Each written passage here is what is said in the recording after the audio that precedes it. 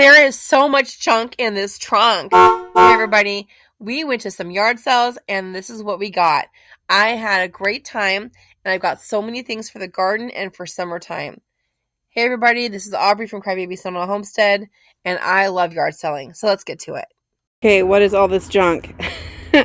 Yes, I went to yard sales and this is what I got. So the first item here, I think it's pretty cool. It's $1. It was $1. And it's cool because it squishes down, right? And then so it collapses. It doesn't have to take up very much space, but I can fill it with ice and sodas, like for a picnic or whatever. Or I could fill it up with water. So let's go test it and see if it is water, if it's going to actually hold water. For $1, I took a gamble. Let's go ahead and check it out and see if it actually holds water.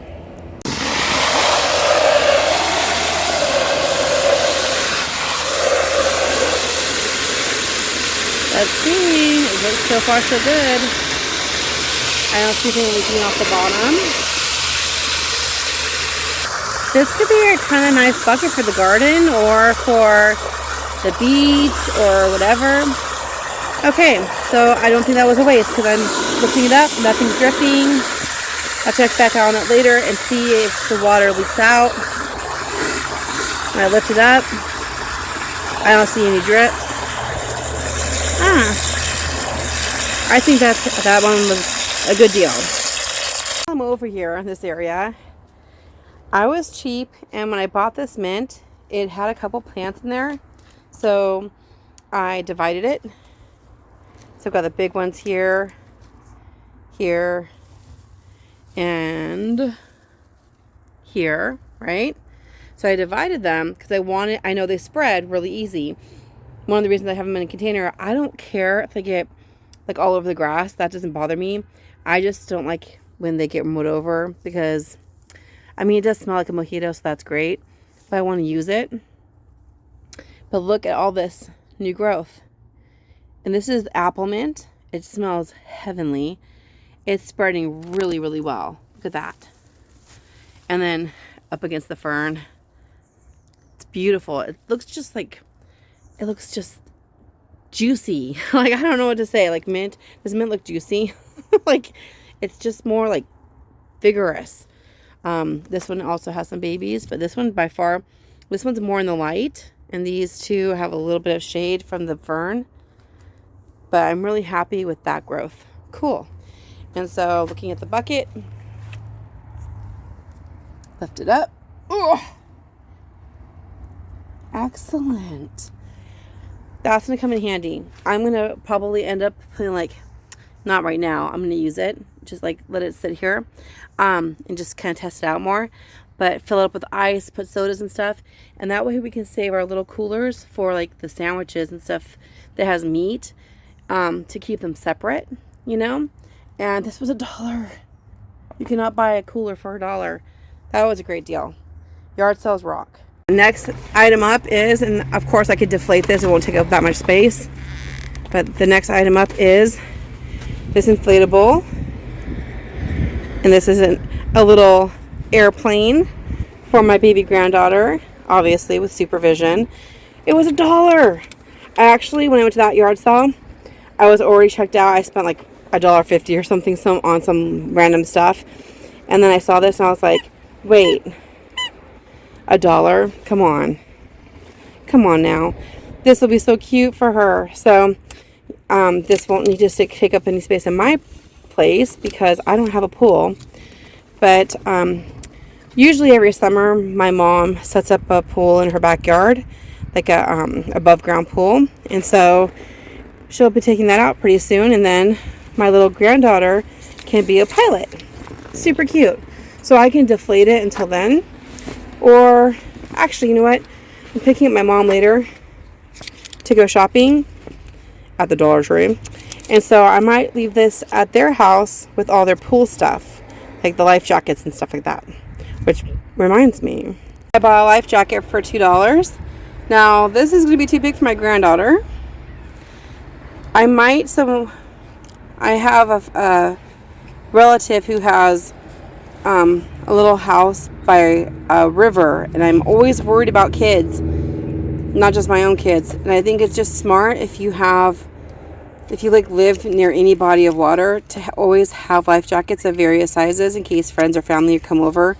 So I don't know what I'll do with this. I might give it to my daughter for my granddaughter, and if she doesn't want it, then we'll either leave it at my mom's for kids who go to the pool, or leave it at my relatives for when people go to the river. So because it worries me that kids could be without a life jacket, and every summer you hear about somebody drowning. So water safety is super important. And for $2, like, how many times can a little kid wear a life jacket?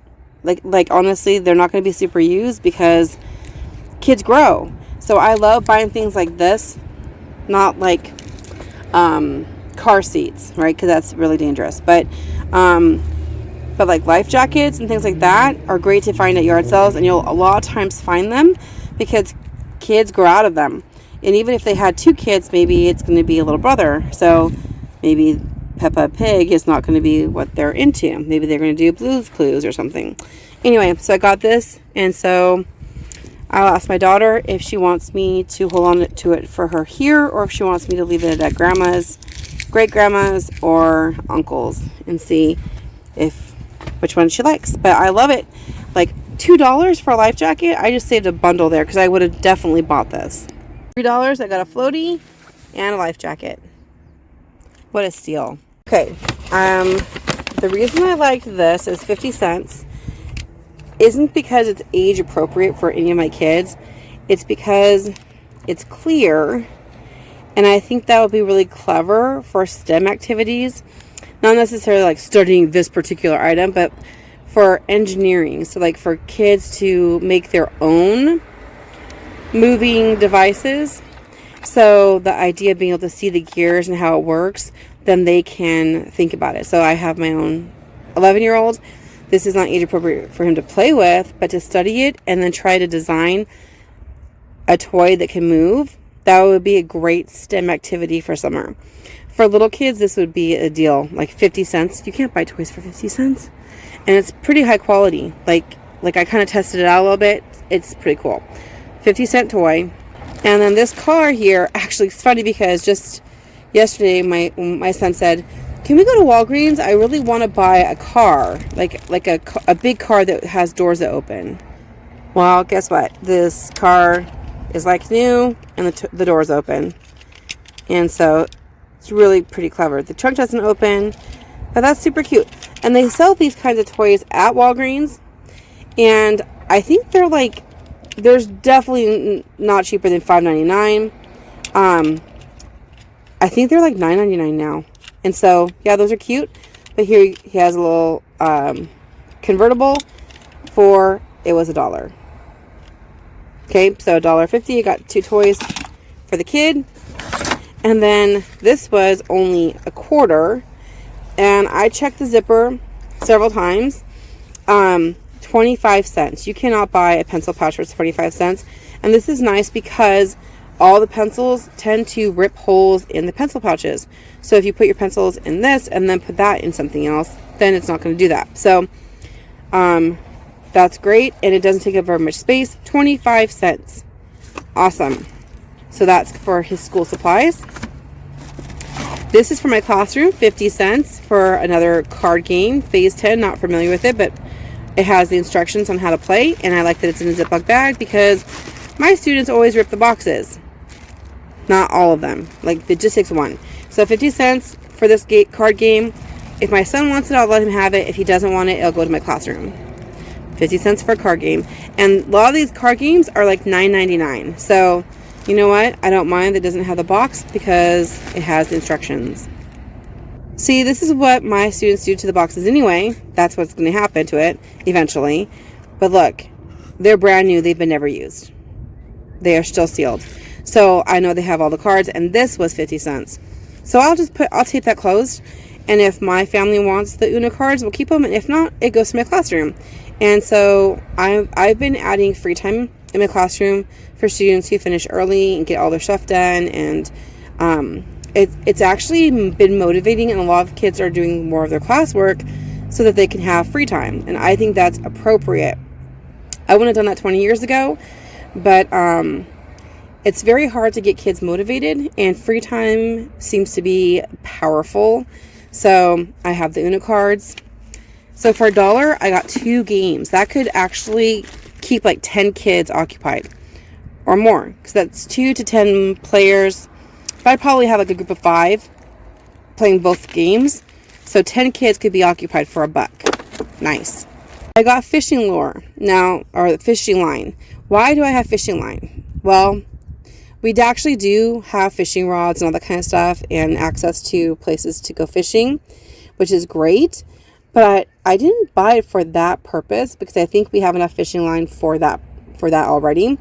I bought this for jewelry making, and so the fishing line makes great cordage for making necklaces. It is really, really strong. So I saved myself a lot of money by using fishing line as cordage for necklaces. I do that already, but I made it even cheaper because both of these together were 50 cents. So that was a big steal. This cute little picture frame is $2. I mean, you can only, if you go to the Dollar Tree, you can buy a picture frame for $1.25, then plus tax, it's almost $2. So this one's way cuter, it's way more heavy duty. It's more detailed, higher quality glass, and I have a granddaughter now, and I think this would be super cute for her nursery, or like somewhere where she can't knock it over. She's a baby. She's 5 months old. So, but I'll give this to my daughter. This is not going to stay in my space. Most of the things I got are not going to be my space. Like, these are going to be in the craft stuff that my daughter and I share. The games will either be family game stuff, or it will be in my classroom. This will go to my daughter, to my son. Oh, let's see here. So most of the items I have are not going to be taking up any room in my spaces. I need a vacuum now, because I actually put a lot of I got something next. On this, 50 cents. These are so expensive, and honestly, I wouldn't buy them for the price they normally cost. But this is the actual kit. It has the lure. Now, you don't have to have the lure. You can just use water, apple cider vinegar, and a couple drops of dish soap, like Dawn dish soap or any liquid dish soap like that, just to basically make it so that they stick. But this is going to attract them. The same thing with apple cider vinegar. And you can put these on your counters or other places to attract fruit flies. I am going to use some of these in my classroom to see if it works for fungus gnats, because I've overwatered a few times and I've got a little bit of a problem. I have other ideas too. It's just not as pretty. I've shown that to you on other videos. I'll link them. I've got all kinds of hacks on how to get rid of fungus gnats. It's not pretty, and it's like having it in a classroom. I make these like little tags that I use with Tinglefoot, which is very sticky, and it works beautifully for fungus gnats. But this is cuter, right? Super cute, considering it's gonna be full of dead bugs. But this was, what, $2? It's the whole kit. It's got 5 of the little apples, and then it's got the bait.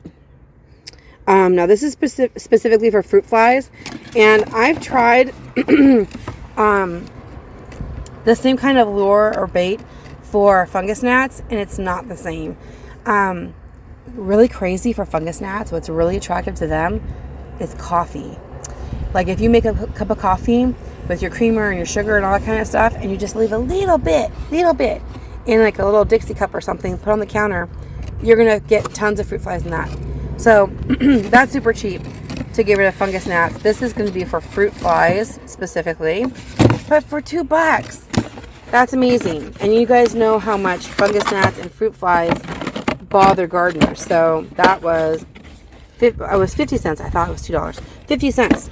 That was even a better deal than I thought it was. So, honestly, if they had charged $2, I would have paid that, but shh, don't tell them that. Okay, gardening stuff. This is why my trunk is like all dirty. But yeah, I should have brought the truck with me. I think this was $5. And this is super heavy. So I'm going to have to go off camera to move this. But I'm going to actually plant something in this now. And $5 was a steal. You can, I mean, you buy basically plastic pots for more than $5. So this is really nice. And this is for outside, as you can tell. It's going to be weather resistant. The lady clearly had this outside year round, and there's no cracks or anything. So that's great because I don't have to bring this inside. It's not going to crack probably with the weather. And then here, this is for orchids. And this was $4. That was actually worth it because for $4, this is super cute. You don't have to even use it for plants. I could put a candle in there and look how cute that would look. The light shining through the holes. So I could use that inside for a candle. You don't want to use candles on things that have had fertilizer. That's not a good idea. Just because of the chemicals being released into the air. But this looks like it was never been used. So I don't think anybody ever had anything inside of this. I think that a lot of times plants will have like a little pot inside with plastic, and then it will be inside the pot. I think that's probably what happened, or they bought the pot and then they never planted anything in it. So I will decide later if I want to use this for a candle or for a plant. I'm not really good with orchids. To be honest, I'm not. Okay. My friend Reba, the gardening artist, recently, she got a little bike like this, but hers is cuter, I'll be honest. Hers was cuter. And I was kind of jealous, and when I saw this there for, I think it was $4, pretty sure it was $4, I was like, no way, I have to get it. It has a little bit of rust, but it's going to get like that if it's outside. So I'm going to go ahead and put something in that now. I actually have a strawberry plant that I repotted that I'll put into this today. So I'm going to go ahead and I'll leave this for later. But I'm going to go ahead and do these two right now. So to be honest, I think like on the bottom of it, it's just like a little bit uneven. Like this side's a little bit bigger and this one's a little bit smaller. So when I put it up, I don't want to fall over, especially not with precious plants in there. So I decided to put it right here like that to keep it in place. And now it's not going to go anywhere. And I'm going to go ahead and plant it right now. Got some inspiration. So I recently got this clematis. I wanted clematis like forever. And this one was $20 from probably Home Depot. And my husband and I went on a little shopping spree on my birthday. And I said, you know what? I really want it. And this area here, there is a grapevine. But this grapevine is not as vigorous. It's not taking up the whole arbor. Don't look at the background, guys. It's projects. Spring and summer is when I get stuff done. So I'm going to dump out that soil and put some better soil in it. And then I'm going to plant the clematis into it. And that way it can grow up this arbor too. And that's going to be great. I'll kind of feed it through to get it started. But that's going to be amazing. One thing I'm going to have to be careful, though, is not to mix it up because, and to show my family, I will not mix it up. But right here, I'm growing Malabar spinach. And this is also going to share the arbor. But these are really clearly different. The leaves are very succulent. And I'm growing those to eat. I am not growing clematis to eat, obviously. But I do want to make use of the arbor. So, and I think that $5 pot right there will look really nice, and I don't want it going everywhere, so I think that'll be perfect. So first, I'm going to dump that soil into that pot and then start to fill it up with that, which is way better. That compost has been breaking down for 2 years. It was probably breaking down before I got it. It's been breaking down on my property for 2 years, but we got it from a garden center that, oh my gosh, it was so cheap. It was like $40 for a truckload of it. So very, very happy with it. And it's just really, really awesome. Look at that. That versus that. This is not waste. I'm going to use it, but just not in a container this small for a plant that I want to grow there for a long time. I watch garden shows. They're like, it's like perfectly clean, and then they pour dirt into it. And I'm like, why are you like having things that are pristine and then putting soil into it. It does not matter. So I was just thinking about that this morning. I was like, everything on those shows is like, is like camera ready. I know I'm on camera, but this is real life. I'm not going to put up any pretenses, right? Let's see how much more. Just set it down. Okay, a little bit more. A little bit more before I put the plant in. Okay. And those are petals that can become soil. Why not? My husband wants to rip these out. This is cleavers, but I'm going to be making a tincture with them. They're very therapeutic for different conditions. More to come later, but my husband wants to get rid of them. I'm like, yes, I do want to get rid of them too, but I'm going to use them. So I'm going to get rid of them in a useful way. All right, so this should be ready. Yep, that's the right level. Let's go ahead and take that out. Take her out. So I took out the tiny trellis. It was quite like roundabout, so it was kind of like detangling jewelry that's been in like a drawer.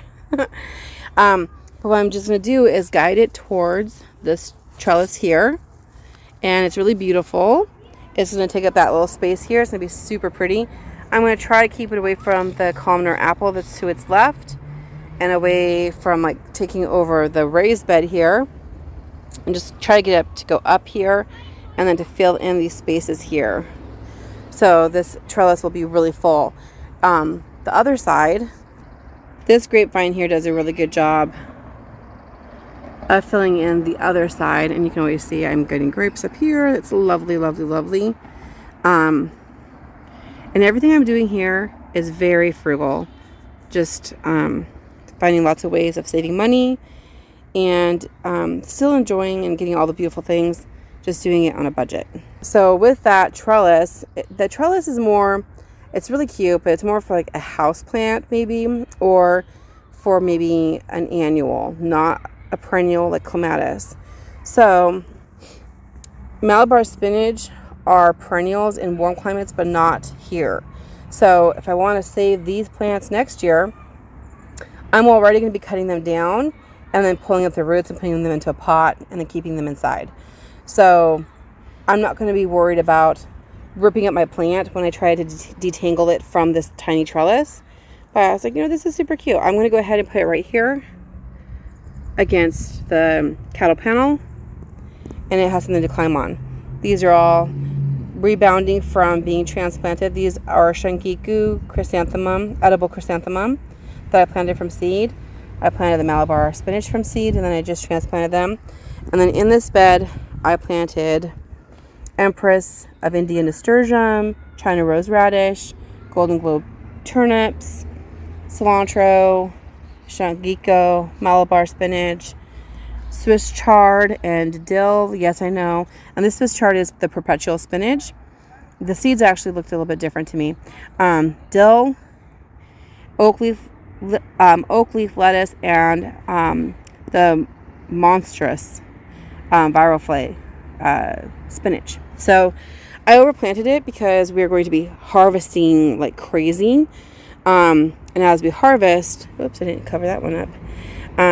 That will make room for the other plants. So this is going to be a massively like harvested section.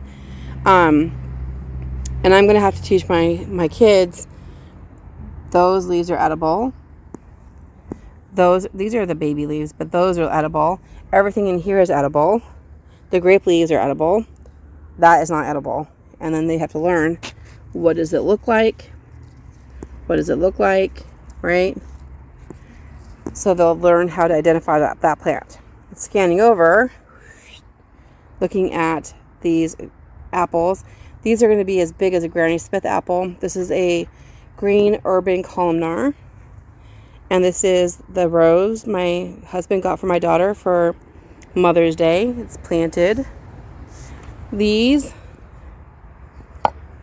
are toys from the Dollar Tree. Works perfect. Love it. Let's check out and see what else I have from my yard sale finds. So we are going to put something in here. Let's do that now. What if I place it here? And then let's go get that plant. Let's see if it fits. Oh, yay! It fits. Okay, perfect. This is awesome. So I saved this pot. I know it's just a nursery pot, but it's pink and I thought that was cute. So I saved it from last year. And then these strawberries actually have pink flowers. So I color coordinated, which is not my thing. I'm trying to be a little bit more like about aesthetics. I'm just not. I'm just like, whatever.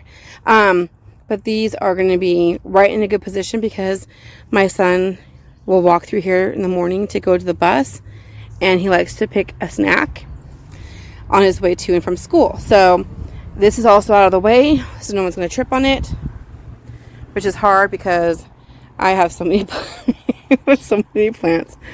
Okay, we got some raspberries here. We got some snapdragons there. We got some Japanese maple there. We've got some irises.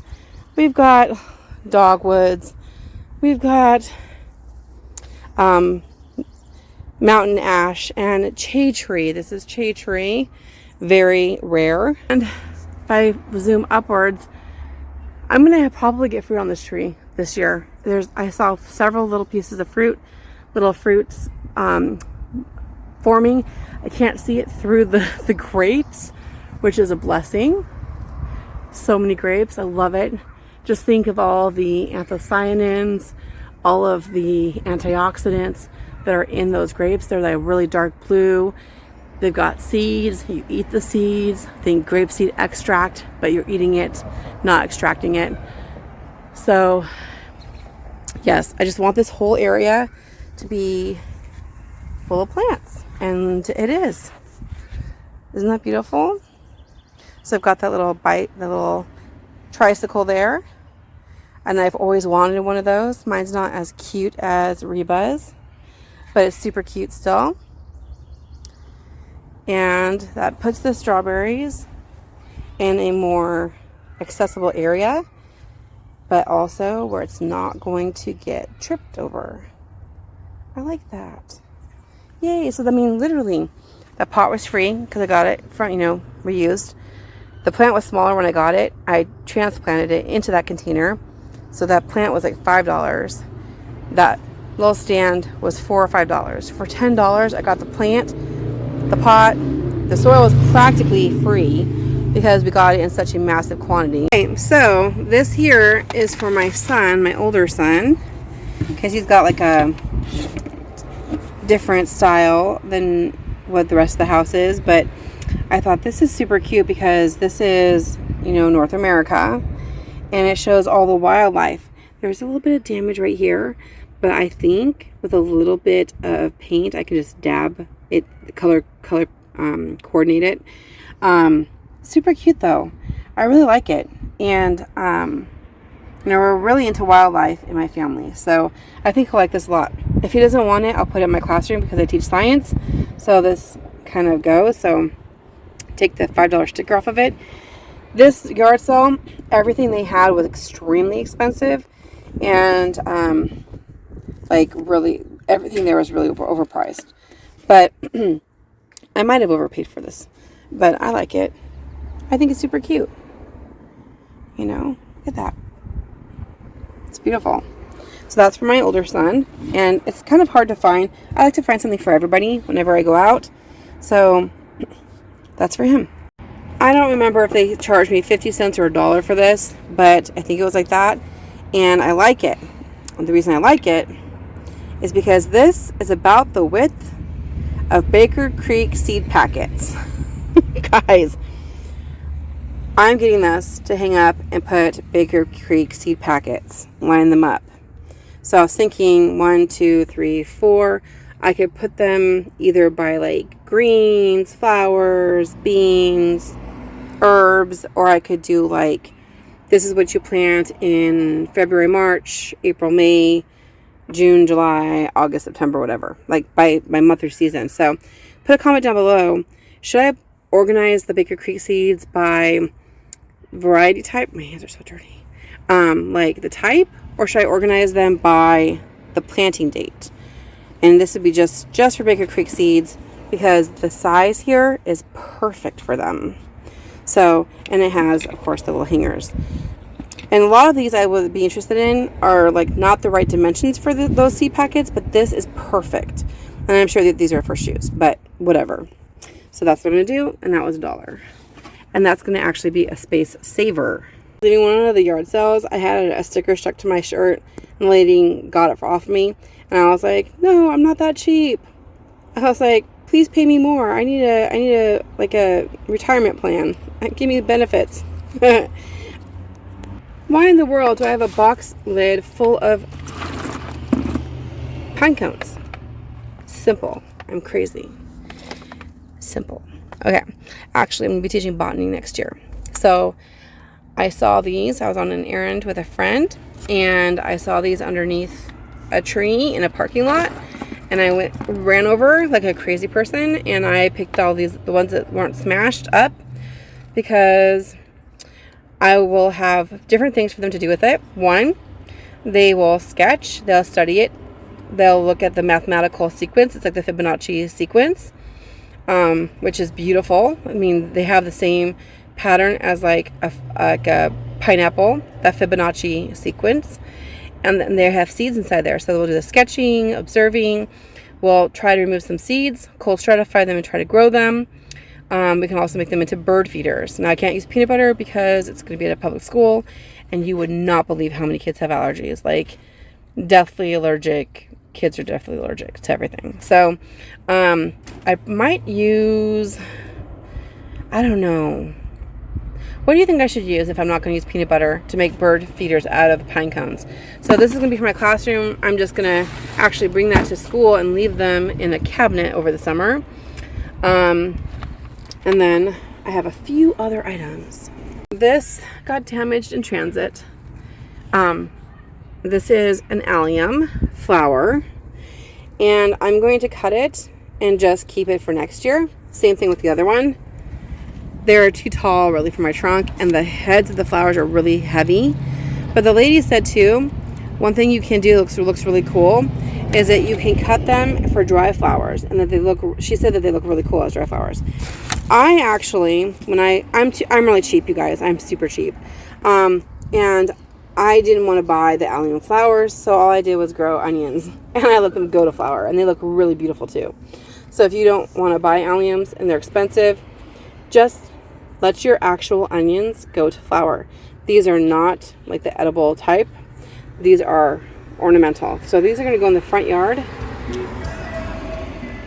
But as you can see, they're going to be really lovely next year. But I'm going to cut them off, and they're perennial. So even though they're damaged, they're going to be fine for future years. And they spread really well. The lady, I complimented her on her garden, so she showed me around. And it's beautiful. So like so many alliums all over the place. Absolutely gorgeous. So I'm sad that this happened. But it's not the end of the world. It's fine. 2 plant stands for $2 each, which are nice. I know it's going to sound weird, but I like to put plants underneath plants. So like one plant that likes shade, I might put underneath, and then put another plant on top. And so that's a cheap way of making use of space when you're starting to run out of it. So $2 each, $4 for both of these. Back on the bucket. Oh my gosh, it is not leaking at all. Good.